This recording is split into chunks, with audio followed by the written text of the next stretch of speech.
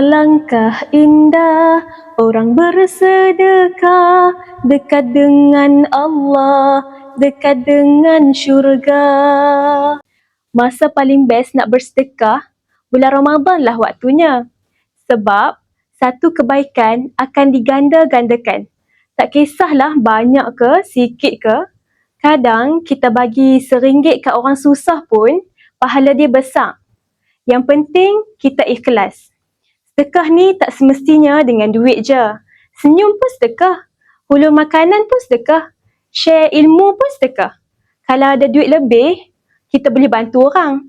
Kalau tak ada duit, bantu dengan tenaga. Bila kita bagi, insya-Allah Allah akan gandakan lagi dengan cara yang kita sendiri tak sangka. Melebar risalah, menyantuni ummah.